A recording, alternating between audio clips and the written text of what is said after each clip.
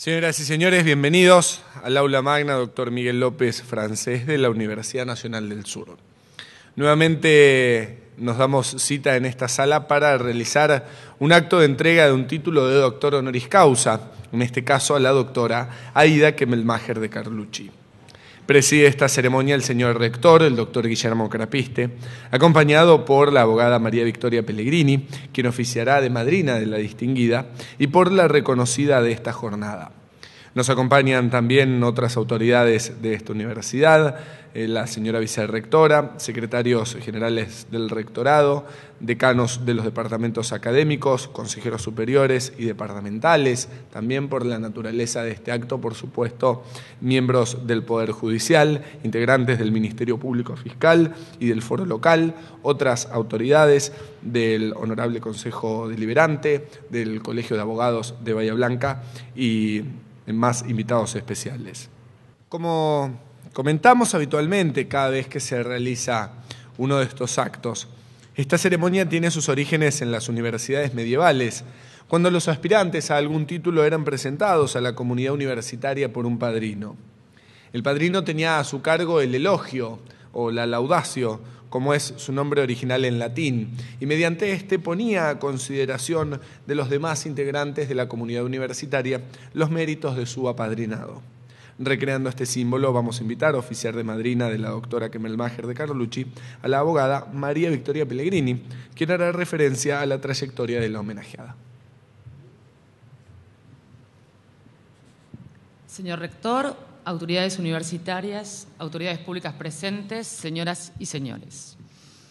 Tengo la responsabilidad y el honor de pronunciar la tradicional laudatio en este acto de entrega del título de doctor honoris causa a la doctora Aida Kemmelmacher de Carlucci. Y como es un acto muy tradicional, voy a dar lectura a unas palabras que he escrito al respecto. Intentaré en estos minutos describir del modo más objetivo y sintético posible su extensa trayectoria y su importante contribución a las ciencias jurídicas y a la sociedad en general, pues es por ello que nuestra universidad ha decidido brindarle este homenaje.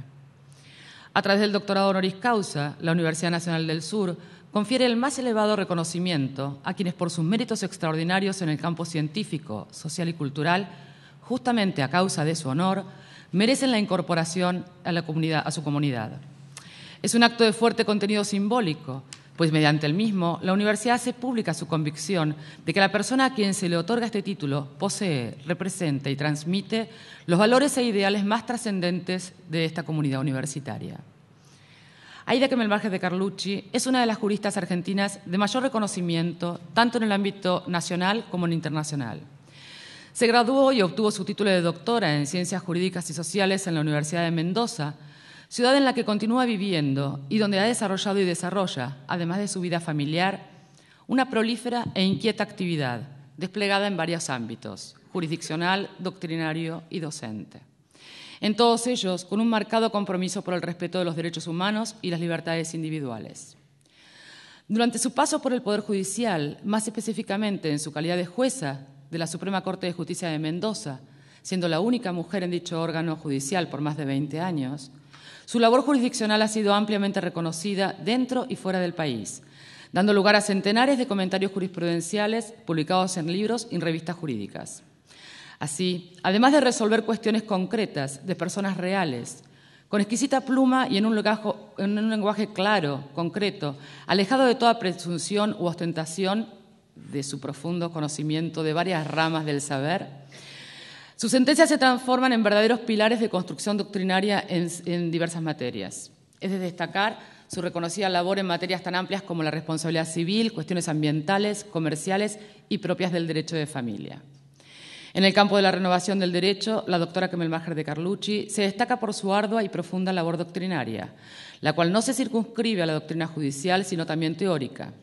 Su producción científica incluye más de 200 libros, cientos de artículos de doctrina, comentarios jurisprudenciales, prólogos y presentaciones de libros, disertaciones y conferencias en innumerables congresos nacionales e internacionales, habiéndose convertido en uno de los principales referentes del mundo jurídico y en una pionera en promover la base constitucional del derecho privado, dando fundamento teórico a una nueva manera de estudiar y aplicar esta rama del derecho.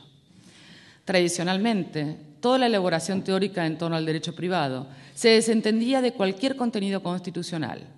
Cuestión que ya es advertida en la famosa disputa entre Juan Bautista Alberdi, autor de Bases y Puntos de Partida para la Organización Política de la República Argentina, fuente directa de la Constitución Nacional, y Dalmacio Vélez Arfield, jurista, autor del Código Civil de 1869. Alberdi criticaba el proyecto de Código Civil de Vélez Arfield, pues a través de una serie de normas se desactivaba toda la filosofía e ideología postulada desde la Constitución Nacional. Así, la doctrina nacional más clásica, como también las sentencias judiciales destinadas a resolver los problemas concretos de las personas, se desentendieron de la relación entre el derecho privado, esto es, la organización jurídica, las relaciones interpersonales, y los derechos y garantías reconocidos en la Constitución Nacional a todos los ciudadanos. Sin embargo, la doctora Kemel Maher de Carlucci centró su atención y preocupación en esta difícil relación y, a tono con el profundo impacto que provocó la incorporación de una serie de tratados de derechos humanos en el sistema jurídico argentino, colaboró en la construcción de una nueva doctrina en un delicado e importante sector del derecho privado, el derecho de familia, denominado justamente derecho constitucional de familia. Doctrina cuyas bases y principios fundamentales se asientan en el reconocimiento de los derechos humanos involucrados en las relaciones familiares, generando así una nueva concepción esencialmente humanística de esta rama del derecho. Esta perspectiva es la que ha merecido un lugar central en el debate que ha generado el proyecto de reforma y unificación del Código Civil y Comercial de la Nación, presentado en el año 2012, siendo la doctora Kemel Maher de Carlucci uno de los 3 integrantes de la Comisión de Reforma, como lo ha sido en los 2 intentos de reforma anteriores de 1993 y 1998. De este modo, la doctora Kemel Maher de Carlucci es la profesora de Derecho Privado que ha integrado todos los últimos proyectos de reforma de la legislación más importante en su especialidad, el derecho privado, el que involucra no solo el derecho civil, sino también el derecho comercial. Respecto a su actividad docente, tanto de grado como de posgrado, en las más importantes universidades nacionales y privadas del país, es de destacar su condición de directora de la Maestría en Derecho Civil Constitucionalizado, primer ámbito de formación especializada centrada en la perspectiva de derechos humanos, fortaleciendo así la lucha por el compromiso del derecho por y hacia la efectividad de los derechos humanos, a través de la formación de abogados con una perspectiva amplia, compleja y actual en torno a los principales conflictos del derecho privado, siempre desde el prisma de los derechos humanos. A nivel internacional, varias universidades contaron o cuentan con su contribución: la Universidad París X, París XII, París II, París I, la Sorbonne de Francia, la Università degli Studi di Génova, la Università degli Studi di Bologna en Italia, la Universidad de Barcelona, las universidades de Perú, Chile, Colombia, El Salvador, Costa Rica, Brasil, Nicaragua, Uruguay, Paraguay y tantas otras. Asimismo, ha difundido y consolidado su compromiso por la constitucionalización del derecho privado, dictando más de 1000 conferencias por todo el país y el extranjero, llevando al escenario internacional el desarrollo doctrinario y jurisprudencia nacional.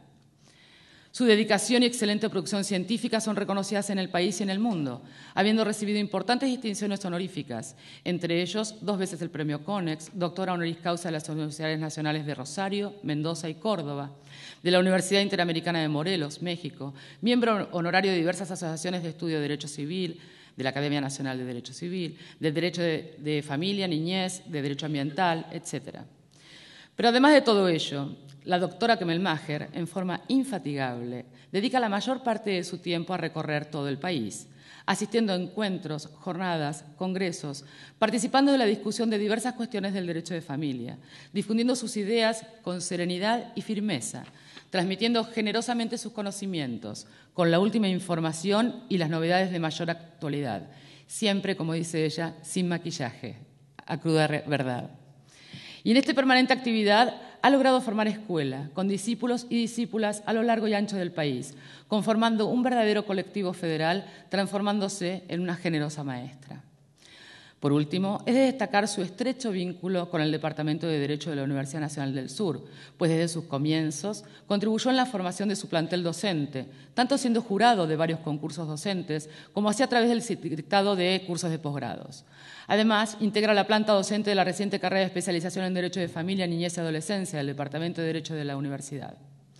En definitiva, la doctora Kemel Maher ha logrado sentar las bases para que las ciencias jurídicas efectivamente operen como herramientas eficaces de transformación de la realidad, para achicar las desigualdades reales de una sociedad compleja, generando mayor espacio para que en este mundo el único que al menos hasta ahora sabemos habitado, entremos todos. Y justamente uno de los valores más trascendentes de esta universidad es que el conocimiento, el saber, la investigación y la ciencia sean instrumentos destinados a fortalecer y beneficiar a las personas, a garantizar los principios constitucionales más esenciales y fundamentales como la libertad, la solidaridad, la igualdad, pilares esenciales para contribuir a la construcción de una sociedad más justa y pacífica. Para finalizar, un pequeño párrafo casi personal, y acá me escapo un poco del protocolo solemne de este acto, pero no puedo evitarlo, está en mi propia naturaleza. Querida Aida, tu empeño, seriedad, tu pasión por el derecho, tu algunas veces desmedida obsesión por la excelencia, es un faro, es una proa, el norte que dirige a un numeroso grupo. Este aula magna, con la presencia sobre todo de nuestros queridos estudiantes, que es el futuro y es a donde continuamos sembrando, como dijiste recién, en el Consejo Deliberante, será quien pueda seguir adelante y con vos siguiendo, haciendo el periodo de siembra, este ideal de justicia y compromiso que asumimos todos con entusiasmo y muchísima alegría. Solo resta decir infinitas gracias por todo esto. Muy amable.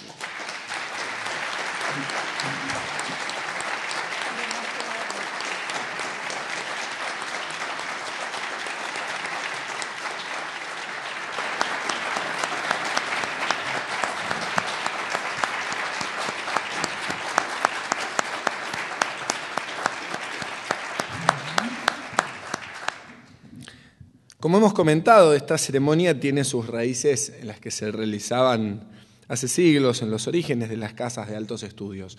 Por entonces, profesores y alumnos eran sumamente itinerantes y recorrían grandes distancias para, desde un monasterio o un centro universitario a otro, para asistir o dictar clases. En el caso de los profesores, solamente podían hacerlos si estaban reconocidos como tales, y este acto es uno de los que se realizaba para ello. Para expresar la voluntad de reconocimiento de la comunidad universitaria, damos lectura al acta, a la resolución del Consejo Superior Universitario que dice: visto la resolución Consejo Departamental 55 de 2013, mediante la cual el Consejo Departamental de Derecho propone otorgar a la doctora Aida Rosa Kemmelmacher de Carlucci el título de doctora honoris causa de la Universidad Nacional del Sur. La designación de la comisión ad hoc en la sesión plenaria del Consejo Superior Universitario del 10 de abril de 2013 y su dictamen posterior. La resolución Consejo Superior Universitario 563 de 2012, que establece el procedimiento de entrega del título de doctor honoris causa de la UNS, y considerando que el dictamen de la comisión ad hoc avala en forma unánime la propuesta de otorgamiento de la máxima distinción a la doctora Aida Rosa Kemmelmacher de Carlucci por considerarla como una de las juristas argentinas de mayor reconocimiento académico nacional e internacional y por su dedicado compromiso con la constitucionalización del derecho privado. Que su extenso currículum vitae demuestra una total dedicación a la docencia y la investigación y muy especialmente su generoso aporte y colaboración con esta Casa de Altos Estudios, siendo que forma parte de la carrera de especialización en Derecho de Familia, Niñez y Adolescencia, aprobada por resolución de nuestra Asamblea Universitaria 25 de 2011, como integrante de su comité académico y como docente de ella. Que su labor como la principal impulsora y defensora del proyecto de Código Civil y Comercial Unificado de la Nación consagra su aporte al derecho como jurista desde su perspectiva constitucional y humanista. Por ello, el Consejo Superior Universitario resuelve, artículo primero, otorgar a la doctora Aida Rosa Kemmelmacher de Carlucci, en virtud de su relevante trayectoria en el campo del derecho civil, el título de doctora honoris causa de la Universidad Nacional del Sur. Firman el doctor Guillermo Crapiste y el doctor Diego Duprat, secretario general del Consejo Superior Universitario. Luego del elogio de la doctora Pellegrini y de la aceptación que expresó el Consejo Superior Universitario con esta resolución en nombre de toda la comunidad académica de esta casa, los nuevos doctores tienen que ser recibidos por esta comunidad universitaria. Vamos a invitar para ello a pronunciar las palabras de bienvenida al señor rector, al doctor Guillermo Crapiste. Buenos días, bienvenidos a todos los asistentes a este acto que conjuntamente con los actos de colación de grado, probablemente sean los más trascendentales que hacemos desde las universidades públicas. Nuevamente, miembros de la comunidad universitaria y de la sociedad en general, nos reunimos en este aula magna para otorgar la máxima distinción que una casa de altos estudios puede dar a una persona, un doctorado honoris causa. Este lauro se concede por diversos motivos, sin estar necesariamente relacionado con la actividad científica o académica. Con él se han destacado en universidades de todo el mundo y también en la nuestra a científicos, artistas, escritores, políticos, militantes defensores de los derechos humanos y hasta deportistas. Aún así, considero que un doctorado honoris causa otorgado por cuestiones relativas a la defensa del derecho y la justicia es, sin desmerecer por supuesto al resto, uno de los más justificados. En los últimos años, el Departamento de Derecho ha sido uno de los principales proponentes de candidatos al doctorado honoris causa entre todas las unidades académicas de nuestra universidad. De los últimos 10 diplomas de este tenor entregado, 4 fueron propuestas por el Departamento de Derecho. A pesar de ser una de las unidades académicas más jóvenes de la universidad, ello demuestra una preocupación permanente por hacer que distinguidas personalidades de la academia y el foro visiten nuestra casa para que los alumnos, docentes y la comunidad local en general puedan tomar contacto con ellos. También demuestra que esa unidad académica tiene una sostenida política de reconocer a quienes merecen lauros por su trayectoria. Hoy, como señalara el presentador, nos convoca una tradición centenaria en la vida universitaria. Sin embargo, y a pesar de tener su raíz en las casas de altos estudios europeas, las universidades argentinas no están apegadas a pomposos procedimientos protocolares, ni sus integrantes ostentan atuendos especiales o atributos de poder. Sin embargo, hay un elemento que une a aquellos actos con este. Investir a una persona con el grado de doctor honoris causa significa dotarlo del mayor reconocimiento que una institución universitaria otorga, una tradición que ha permanecido estable a lo largo de los siglos, aún en un mundo tan cambiante como el que nos toca vivir. Doctora Kemmelmacher de Carlucci, hoy la universidad la reconoce por su trayectoria académica, pero sobre todo por sus esfuerzos para hacer de este mundo un lugar mejor para todos, no solo desde la cátedra, debatiendo, enseñando y publicando, sino también desde otros espacios. Hoy celebramos que porque estamos convencidos que nuestra vocación académica debe ser ejercida también fuera de los claustros, para consolidar el reconocimiento social que tienen las instituciones universitarias y para recuperar el prestigio y el lugar que los intelectuales deben ocupar en un país en serio. Será quizás porque quienes formamos parte de esta comunidad universitaria entendemos las palabras de uno de nuestros padres fundadores cuando dijo: una universidad es una aspiración a lo universal, como señaló alguna vez el filósofo Vicente Fatone. Nos complace reconocer que usted, doctora, es un ejemplo de ello, y por su actuación en organismos de justicia, en comisiones consultoras y en otros ámbitos de la academia. Las universidades públicas son uno de los actores con presencia más extendida y con más prestigio en la comunidad en la que se insertan. Su función no es solamente formar buenos profesionales, sino también el lugar de la incorporación de la ética al servicio de la profesión, de la responsabilidad social y del respeto a los derechos elementales. Pero además, partiendo del principio de que las instituciones y sus comportamientos también son ámbitos creadores de sentido, que son formadores de certezas y creencias en el campo de lo social, y que la actuación de una universidad es observada como modelo de conducta por amplios sectores de nuestra sociedad, es una responsabilidad irrenunciable de quienes integran dicho sistema ser partícipes comprometidos con la sociedad, creando vasos comunicantes entre los intelectuales y las instituciones. Una percepción que me surgió al reflexionar para estas palabras es que quizás sea el derecho el ámbito donde sean más frecuentes dichos vasos comunicantes, teniendo en cuenta que es sumamente habitual que quienes ocupan las cátedras no lo hagan exclusivamente, sino que también pertenecen al foro o al servicio de la justicia.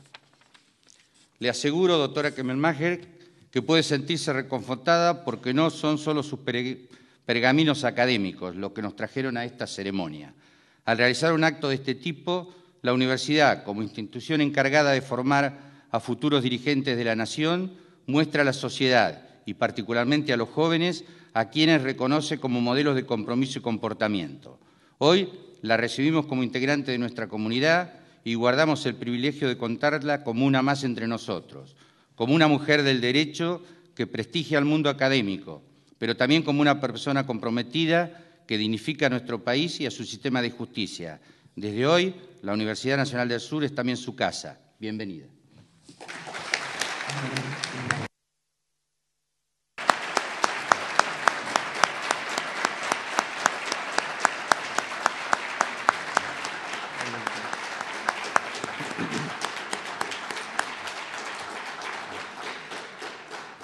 En consecuencia de lo expresado del señor rector, a la entrega del diploma y la resolución del Consejo Superior que reconocen a la doctora Aida Kemelmacher de Carlucci como la 29ª doctora honoris causa de la Universidad Nacional del Sur.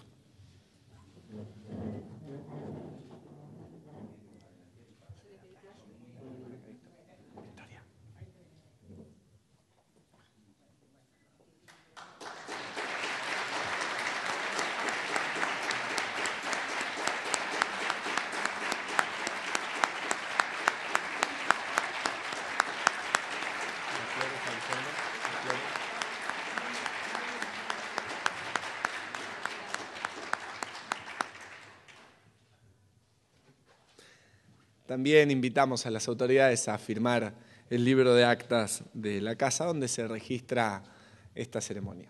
Vamos a dejar el protocolo de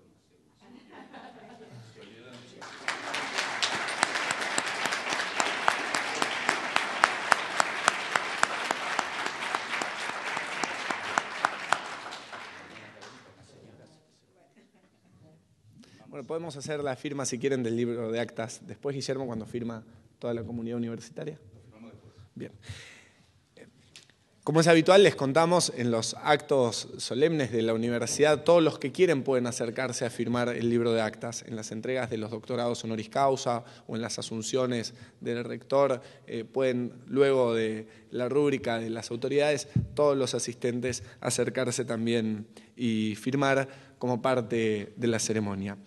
En los orígenes de la tradición que hoy nos convoca, la entrega de este tipo de títulos culminaba con clases magistrales, lo que habitualmente se llamaba la Lectio Doctorandis, ¿sí? En las cuales los distinguidos ilustraban al público, a los asistentes y a la comunidad que los recibía sobre algún tema de su incumbencia. Habitualmente esta Lectio Doctorandis ha mutado simplemente en palabras de los reconocidos, quedando ello a voluntad de quienes reciben el diploma, y por eso los invitamos a todos ustedes a escuchar ahora las palabras de la doctora Aida Kemelmacher de Carlucci.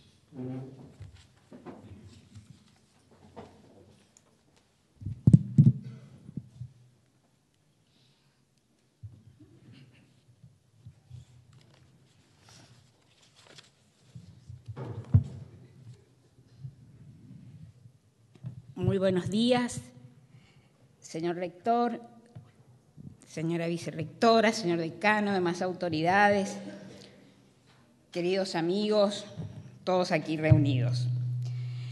Los agradecimientos son siempre difíciles de formular.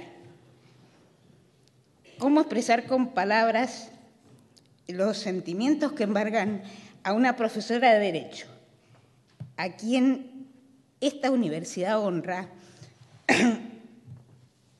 de la misma manera que honró a uno de sus hijos dilectos de la ciudad de Bahía Blanca, el gran científico internacionalmente reconocido, el doctor César Milstein?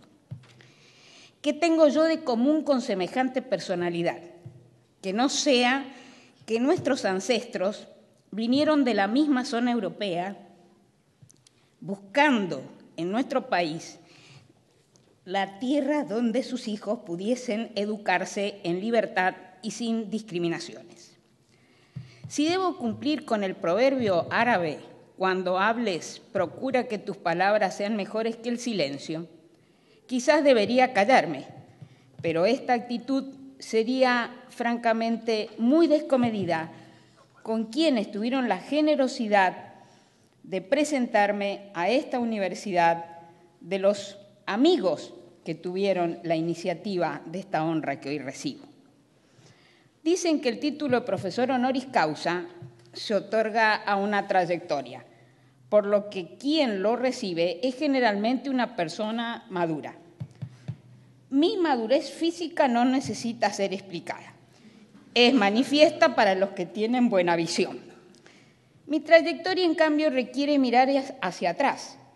Y en esa mirada yo me reconozco una virtud, una sola, que fundamentaría que se me ubique en el mismo lugar que ocuparon quienes me precedieron en esta distinción. Pero, a decir verdad, esa virtud no me pertenece en exclusiva.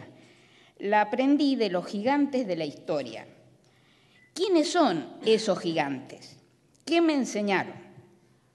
Decía Jefferson: el que recibe de mí una idea, recibe conocimiento para sí, sin atenuar el mío, como el que ciende su vela con la mía, aumenta la luz sin oscurecerme. En la misma línea, pero con más pasión, Unamuno afirmaba: es detestable esa avaricia espiritual que tienen los que, sabiendo algo, no procuran transmitir ese conocimiento. De estos dos gigantes y de muchos otros, aprendí, pues, que el profesor universitario debe compartir sus conocimientos y también sus dudas.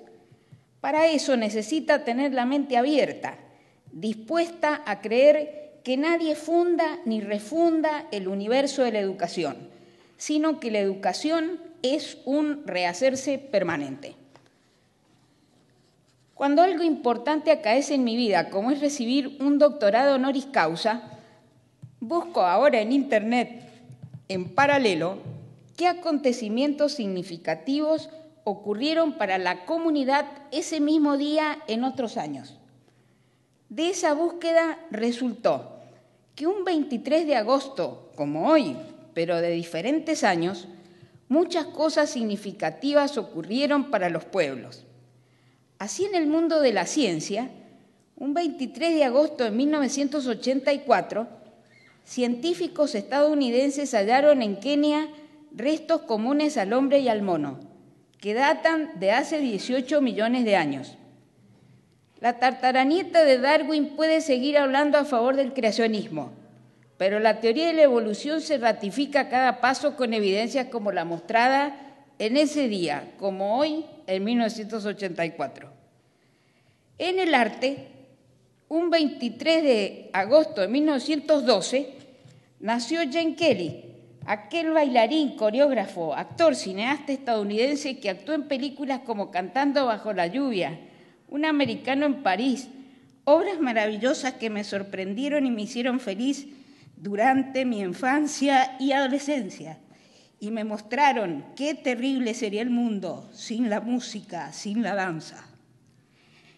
Un 23 de agosto de 1913, una escultura en bronce de la Sirenita fue colocada sobre una piedra del puerto de Copenhague, por orden de un cervecero, quien había quedado fascinado por un ballet y un cuento, y esa escultura se convirtió en el símbolo de la capital danesa. ¡Qué visión la de este empresario! Un 23 de agosto de 1920 se inauguró el primer Festival de Salzburgo en homenaje a Mozart, que hoy congrega año tras año a miles de amantes de la música.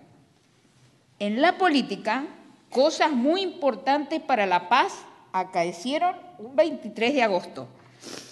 En 1989, 1,5 millones de habitantes de las repúblicas bálticas formaron una cadena humana de 650 kilómetros para pedir la restitución de la independencia de Estonia, Letonia y Lituania. En 1996, los gobiernos del Zaire y de Ruanda acordaron el regreso de más de 1 millón de ruandeses, de la mayoría hutu, refugiados en el Zaire desde el año 1994. En 1997, la Conferencia General de la UNESCO adoptó una resolución que proclamó el 23 de agosto como el Día Internacional del Recuerdo de la Trata de Esclavos y de su abolición.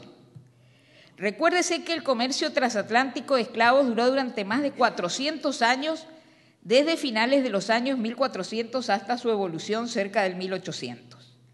La UNESCO escogió esa fecha porque en la noche del 22 al 23 de agosto se produjo en Santo Domingo, actualmente Haití y la República Dominicana, el comienzo de una sublevación de africanos esclavizados que sería decisiva para la abolición del comercio transatlántico de esclavos. El 23 de agosto, pues, debe ser la ocasión para rendir homenaje a todos aquellos que fueron víctimas de la esclavitud y a quienes lucharon por abolirla desde sus respectivas trincheras. También esto. Gracias. En nuestro país, el 23 de agosto es también altamente significativo, porque un día como hoy, del año 1812, el general Manuel Belgrano inició el éxodo jujeño, es decir, la retirada hacia Tucumán. Los habitantes de Jujuy y Salta abandonaron sus hogares y arrasaron todo a su paso, dejando a los realistas sin víveres para la tropa. Por eso, en el año 2002, se sancionó la Ley 25.664, que declara el 23 de agosto de cada año, en conmemoración con la gesta del éxodo jujeño, a la provincia de Jujuy como capital honorífica de la nación argentina y manda instituir en todo el territorio nacional las ceremonias públicas en conmemoración de la gesta del éxodo jujeño. En suma, si en esta sala, además de mi adorado esposo y de mis muy queridos amigos, hay personas que piensan que mi trayectoria no merece el título de profesora honoris causa, estén tranquilos.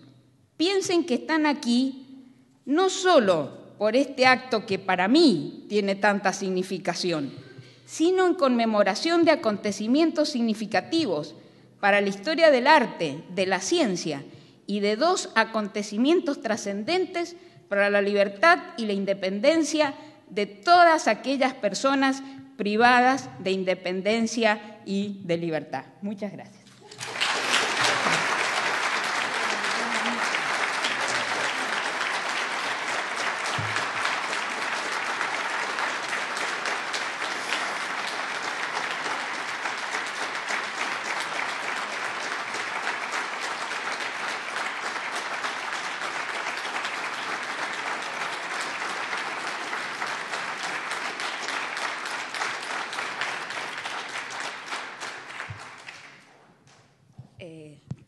Como lo anunció nuestro presentador, a mí me gusta seguir la tradición y quisiera estas pequeñas reflexiones, que no pretenden ser una clase para ustedes, sino estas reflexiones simplemente para respetar esta tradición universitaria. Entonces, el tema que elegí fue el derecho a la salud en la jurisprudencia reciente de la Corte Interamericana de Derechos Humanos. La jurisprudencia de la Corte Interamericana de Derechos Humanos no tiene demasiada difusión. El déficit no es menor, pues esa Corte es la intérprete última de la Convención Interamericana de los Derechos Humanos y su jurisprudencia es obligatoria para todos los jueces argentinos, según lo tiene dicho reiteradamente la Corte Federal de nuestro país. De allí que todos los operadores del derecho, jueces y abogados, tienen el deber de conocer al menos las líneas generales que surgen de esas sentencias. Además, hace muchos años, más precisamente en el año 1982, la Corte Interamericana afirmó enfáticamente que los tratados modernos sobre derechos humanos, en particular la Convención Americana, no son tratados multilaterales de tipo tradicional, concluidos en función de un intercambio recíproco de derechos para el beneficio mutuo de los estados contratantes. Su objeto y fin son la protección de los derechos fundamentales de los seres humanos. Así, al aprobar esos tratados sobre derechos humanos, los estados se someten a un orden legal dentro del cual ellos asumen varias obligaciones, no en relación con otros estados, sino hacia los individuos que están bajo su jurisdicción. Pues bien, uno de los derechos humanos cuya violación una persona puede denunciar ante la Comisión es el derecho a la salud, especialmente si se trata de una persona vulnerable. Así, por ejemplo, en el caso Albán Cornejo contra Ecuador, el 22 de noviembre del 2007, la Corte Interamericana afirmó: los derechos a la vida y a la integridad personal se hallan directa e inmediatamente vinculados con la atención de la salud humana. Asimismo, el protocolo adicional a la Convención Americana sobre Derechos Humanos en materia de derechos económicos, sociales y culturales establece que toda persona tiene derecho a la salud, entendida como el disfrute del más alto nivel del bienestar físico, mental y social, e indica que la salud es un bien público. Cabe entonces analizar las líneas conductoras de esas decisiones para que la ignorancia en esta materia no nos juegue una mala pasada, tal como ya la hemos sufrido, especialmente en forma reciente, en el caso Furlan y familiares contra la República Argentina, fallado el 31 de agosto del 2012. Allí la Corte reiteró que toda persona que se encuentre en una situación de vulnerabilidad es titular de una protección especial, en razón de los deberes también especiales cuyo cumplimiento por parte del Estado es necesario para satisfacer las obligaciones generales de respeto y garantía de los derechos humanos. La mejor comprensión de la jurisprudencia de esta Corte requiere tener presente el método de interpretación utilizado por el Tribunal. La Corte Interamericana de Derechos Humanos, al igual que el Tribunal Europeo de Derechos Humanos, coinciden en una interpretación dinámica o evolutiva de las normas. Resaltan además la necesidad de que la norma se aplique efectivamente. Objeto y fin de la Convención de los Derechos Humanos exigen que sus disposiciones se comprendan y apliquen de una manera práctica y efectiva.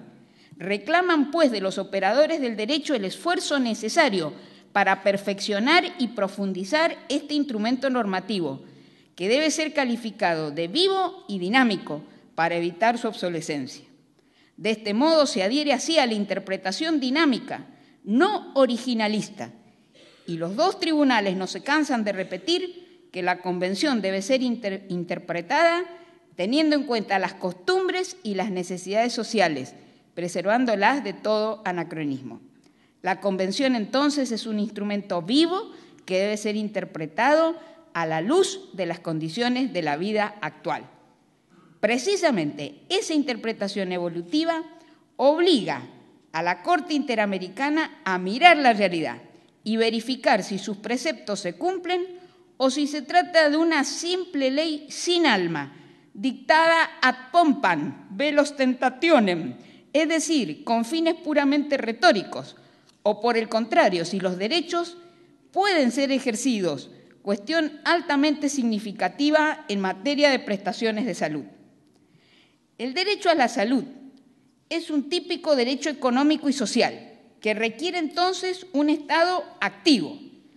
La Convención Interamericana de Derechos Humanos sostiene desde hace muchos años que el ataque a la Convención, es decir, la injerencia del Estado a los derechos de los individuos, puede producirse no solo a través de acciones, sino también de omisiones. Y en materia de salud, la mayoría de los ataques de los Estados es precisamente por sus omisiones. En el caso Artavia Murillo y otros contra Costa Rica, que tanto hemos celebrado en Argentina, especialmente quienes tuvimos a nuestro cargo la redacción del proyecto de Código Civil y Comercial, reiteró que no basta que los Estados se abstengan de violar los derechos, sino que es imperativa la adopción de medidas positivas determinables en función de las particularidades de protección del sujeto de derecho, ya sea por su condición personal o por la situación específica en la que se encuentre. En el mismo sentido, el voto razonado de quien ha sido para mí uno de los grandes jueces de la Corte Interamericana, me refiero al mexicano Sergio García Ramírez, en la causa Jiménez López contra Brasil del 4 de julio del 2006, un caso que muestra la terrible situación que viven las personas privadas de salud mental, afirma: el goce y ejercicio del derecho se garantiza a través de abstenciones y prestaciones. La función garantista del Estado, que se abrió paso a través de los derechos de la primera generación y su consecuente observancia por el Estado, avanzó un inmenso trecho por medio de los derechos de la segunda generación que trajeron consigo la exigencia de promociones y prestaciones públicas. El Estado entonces es garante de la salud pública. ¿Qué quiere decir que el Estado es garante? Quien actúa como garante, dice Sergio García Ramírez, es decir, ese que actúa como garante de algo o de alguien es quien asume la función de garantizar la protección de ciertos bienes a favor de determinadas personas. Adquiere, por lo tanto, el deber de brindar cuidado a esos bienes y personas compatibles con la tarea que asume, provenientes de la ley, de un acuerdo de voluntades o de otras fuentes del deber de garantía. La obligación de garantizar el servicio adecuado de salud no se limita a las prestaciones operadas directamente por el Estado. La Corte Interamericana ha dicho que alcanza también a los servicios de salud gestionados por particulares.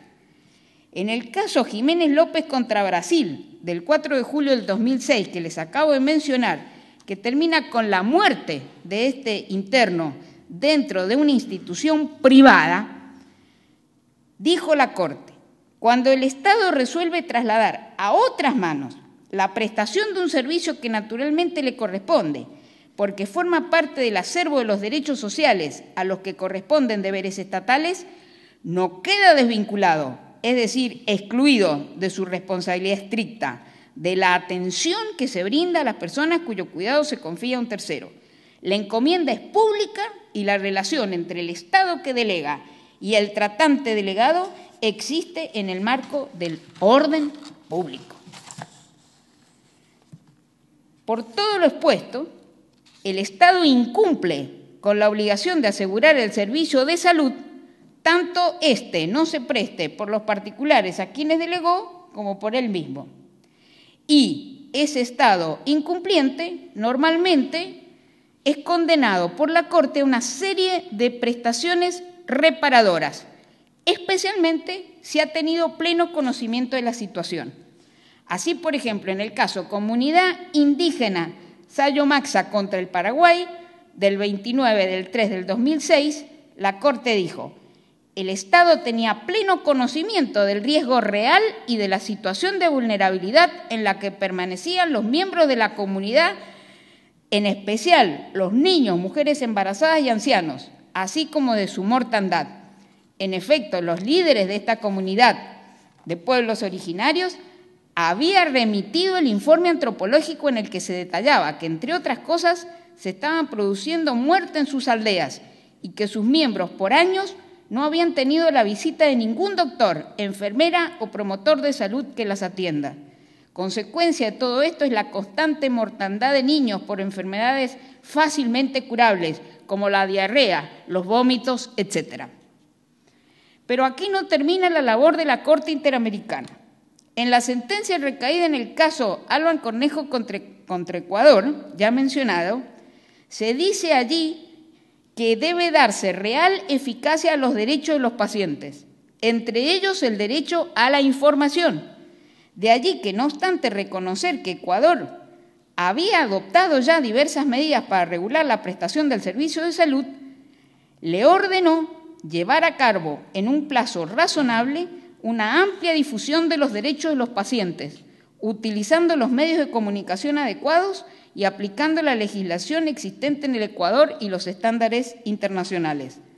Al respecto, deberá tomar en cuenta, le dijo la Corte a Ecuador, la obligación de todos los servicios de salud de mantener a disposición de los usuarios ejemplares de la ley de los derechos del paciente y exhibir el texto en lugares visibles para el público. La Corte también dispuso que Ecuador debía realizar en un plazo razonable un programa para la formación y capacitación de los operadores de justicia y de los profesionales de la salud sobre la normativa que Ecuador ya había aprobado sobre los derechos de los pacientes. El secreto médico ha sido también abordado por la Corte Interamericana. Sabemos que las cuestiones vinculadas al secreto médico, cuando quien requiere el servicio de salud ha cometido un hecho ilícito, no son fáciles de resolver. La Corte tuvo oportunidad de referirse a esta cuestión en el caso de la Cruz Flores contra el Perú, fallado en el año 2004. Dijo allí la Corte: perseguir penalmente actividades lícitas sobre pretexto de combatir el terrorismo vulnera el artículo 9 de la Convención Americana al penalizar un hecho lícito, que es la actividad médica. Este era el caso de una médica a la que se puso en prisión por haber atendido a una persona, al parecer terrorista, y no haber hecho la denuncia pertinente. El Tribunal Constitucional del Perú había decidido que el médico tiene ambas obligaciones: asistir a la persona que requiera el servicio, pero también denunciar a la autoridad pública el ilícito. Justificó la sanción a la profesional de la medicina con el siguiente argumento: si bien como profesional de la salud estaba obligada a usar su ciencia a favor de quien la necesita, sin distinción alguna, velando por la vida humana, haciendo caso omiso a credos políticos, religiosos, etc., las sindicaciones contra esta doctora no son simplemente haber actuado como médica en favor de elementos terroristas, pues, de ser así, no sería un delito, sino que un galeno, cuando tiene la simple presunción o el conocimiento del origen ilícito de las lesiones causadas a un individuo, que esas lesiones están vinculadas al hecho ilícito, dijo el Tribunal Constitucional del Perú, en ese caso el médico está obligado a tratarlo, pero también a denunciar el hecho o ponerlo en conocimiento de las autoridades para que realicen las investigaciones respectivas. La Corte Interamericana respondió categóricamente este argumento del Tribunal Constitucional del Perú y le contestó con el Convenio de Ginebra del año 1949, que señala que nadie podrá ser molestado o condenado por el hecho de haber prestado asistencia a heridos o enfermos, con el convenio, con el protocolo 1 y el artículo 10, ambos protocolos de Ginebra del año 1949, que disponen que no se castigará a nadie por haber ejercido una actividad médica conforme con la deontología, cualquiera hubieran sido las circunstancias o los beneficiarios de dicha actividad. El voto razonado de aquel gran juez García Ramírez agrega: el Estado no puede vulnerar la protección de la salud a la vida que los médicos tienen a su cargo a través de normas o interpretaciones de estas que disuadan al médico de cumplir con su deber, sea porque lo amenacen con la aplicación de una pena, amenaza que pudiera inhibir la prestación del servicio médico, sea porque lo induzcan a hacer distinciones contrarias a los principios de igualdad y no discriminación, sea porque lo obliguen a desviarse de la función que le corresponde y asumir otra que entre en conflicto con aquella, proponga dilemas inaceptables o altere de raíz la relación entre el médico y el paciente, como sucedería si se obligara al médico a constituirse en denunciante o peor, en delator de los pacientes que atiende. Otra cuestión que ha llegado al tribunal y de amplia importancia para el derecho interno es el valor probatorio de la historia clínica. Se dijo en el caso Albán Cornejo contra Ecuador, que era un caso en el que se denunciaba mala praxis médica, dijo el tribunal: en el caso que ahora nos ocupa, este caso se suscitó a cuestión del acceso a la hoja clínica o historia médica del paciente. No sobra destacar la importancia que reviste para múltiples efectos este registro amplio y evolutivo de las condiciones en que se halla y la atención que recibe el paciente, registro que a menudo se carece o que no basta para satisfacer las necesidades para las que ha sido concebido. De ahí las numerosas disposiciones y recomendaciones en torno a la historia clínica: existencia, características, implicaciones, conservación. También es preciso insistir en la necesidad de que el ordenamiento interno contenga puntuales disposiciones que despejen dudas perturbadoras o alejen soluciones inaceptables acerca de la comunicación de los datos que contiene el expediente médico, tanto en la vida del paciente, cuya capacidad de conocimiento y decisión pudiera hallarse disminuida o suprimida, como una vez que éste ha fallecido. Por supuesto, es preciso respetar con escrúpulo la intimidad del sujeto, pero también lo es remover obstáculos con intervención de las autoridades que provean garantías de buen manejo, para los supuestos en los que sea legítimo e indispensable, en función de la calidad de los solicitantes, acceder a los datos que permitan adoptar decisiones urgentes o precisar responsabilidades insoslayables. La especial vulnerabilidad de las personas con enfermedad mental ha sido objeto de esta sentencia ya mencionada Jiménez contra Brasil del año 2006. Allí la Corte dijo: estas instituciones necesitan no solo una licencia, se está refiriendo a los hospitales privados, sino también una supervisión competente y de forma regular para averiguar si el confinamiento y el tratamiento médico están justificados. Y en el caso Furlan, en el que la Argentina fue condenada, afirmó: es directo y significativo el vínculo existente entre la discapacidad mental por un lado y la pobreza y la exclusión social por el otro. En razón de lo anterior, entre las medidas positivas a cargo de los Estados se encuentran aquellas necesarias para prevenir todas las formas de discapacidad prevenibles y dar a las personas que padecen de discapacidades mentales el tratamiento preferencial apropiado a su condición. El voto razonado del doctor García Ramírez en esta sentencia compara la situación de las personas privadas de salud mental internadas con la de los detenidos en las cárceles. Dice García Ramírez: junto a la deplorable condición de las prisiones, advertida y señalada una y otra vez por esta Corte Interamericana, surge ahora la pésima condición de algunas cuantas instituciones de tratamiento de enfermedades de enfermos mentales. La resistencia de los afectados en aquellos casos suele ser calificada como motín, ciertamente no como inconformidad democrática, y reprimida con severidad.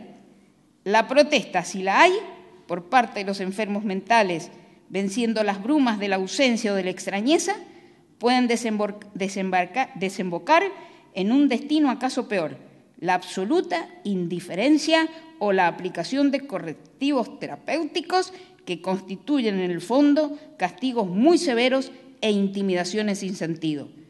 La reacción del prisionero es consecuencia de la mala entraña, la del enfermo mental de la locura. Esta es, por definición, irracional e inatendible. Y concluye sabiamente: entre el ser humano privado de razón y el Estado dotado de poder, no apenas la fuerza física del guardián, sino la fuerza científica del tratante, solo existe la línea divisoria de los derechos humanos y la voluntad del Estado de cumplir la encomienda de garante que le atribuye la Constitución. Les recuerdo que esta sentencia de la Corte Interamericana contra el Brasil fue citada por nuestra Corte Suprema de Justicia en una decisión del año 2008 que mostró sin tapujos lo que sucede en la realidad cotidiana: una persona carente de salud mental que por años busca el juez competente para controlar su especial situación. En esta sentencia, diciendo que, merced a esa autonomía, con arreglo a los principios generales del derecho internacional en materia de derechos humanos, las personas con discapacidad mental tienen derecho a casarse y a fundar su propia familia. Es lo que hemos dicho nosotros también en nuestro proyecto. Obviamente el tema del derecho a la salud reproductiva y a la interrupción del embarazo como servicio médico a cargo del Estado no ha sido ajeno a esta Corte. La sentencia que ya mencionábamos, Artavia Murillo y otros contra Costa Rica, es de alta importancia para la República Argentina. Esta sentencia plantea dos cuestiones: el derecho a acceder a las técnicas de reproducción humana asistida, pero también el tema de la protección progresiva del embrión en la etapa de gestación en el cuerpo de una mujer. La Corte Interamericana dio así un fuerte respaldo a lo resuelto por la Corte Federal Argentina en el caso FAL sobre medida autosatisfactiva del 13/3 del 2012. Como se recuerda, nuestra Corte decidió exhortar a las autoridades nacionales y provinciales a implementar y hacer operativos mediante normas del más alto nivel protocolos hospitalarios para la concreta atención de los abortos no punibles, a los efectos de remover las barreras administrativas o fácticas al acceso a los servicios médicos. En particular, dijo la Corte Federal Argentina, deberán contemplar pautas que garanticen la información y la confidencialidad a la solicitante, evitar procedimientos administrativos o periodos de espera que retrasen innecesariamente la atención y disminuyan la seguridad de las prácticas, eliminar requisitos que no estén médicamente indicados, articular mecanismos que permitan resolver sin dilaciones y sin consecuencias para la salud de la solicitante los eventuales desacuerdos que pudieran existir entre el profesional interviniente y el paciente.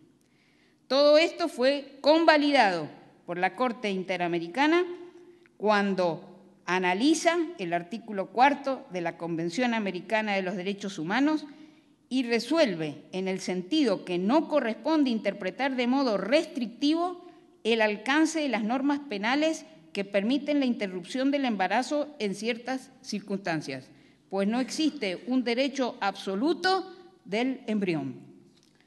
En realidad, lo decidido por el Tribunal Interamericano es coherente con lo aconsejado por otros organismos internacionales. Así, el Comité de los Derechos Humanos viene diciendo desde el año 2000 que preocupa al Comité que la criminalización del aborto disuada a los médicos de aplicar este procedimiento sin mandato judicial, incluso cuando la ley se lo permite. Por ejemplo, cuando existe un claro riesgo para la salud de la madre o cuando el embarazo resulta de la violación de una mujer. El Comité expresa también su inquietud ante los aspectos discriminatorios de las leyes y políticas vigentes que da como resultado un recurso desproporcionado a las mujeres pobres y de las que habitan en zonas rurales a un aborto ilegal y arriesgado. 10 años más tarde, concretamente respecto de la situación argentina, ese comité expresó su preocupación por la legislación restrictiva del aborto contenida en el artículo 86 del Código Penal, así como por la inconsistente interpretación por parte de los tribunales de las causales de no punibilidad. En esta misma sentencia, Artavia Murillo, como dije, se trata el problema de la infertilidad y se la trata como una enfermedad y como obligación del Estado de asegurar ese servicio de salud. En la Argentina, la normativa del proyecto de unificación de la legislación civil y comercial ha provocado reacciones de todo tipo. Por otro lado, después de una jurisprudencia vacilante, la cobertura del servicio médico dio lugar a la sanción de la Ley 26.862, en apariencia muy generosa y liberal. Tenemos que esperar ver cómo funciona en los hechos esa ley. Lo cierto es que en el caso Artavia Murillo y otra contra Costa Rica, la Corte condenó a Costa Rica porque desprotegió el derecho a la salud reproductiva de las personas con infertilidad. El tribunal dijo que el derecho de acceso a los servicios de salud reproductiva involucra el derecho de acceder a la tecnología médica necesaria para ejercer ese derecho y que el derecho al goce de los beneficios y el progreso científico en el ámbito interamericano se encuentra contemplado en el artículo 13 de la Declaración Americana. Dejo para el final una cuestión que me preocupa desde años.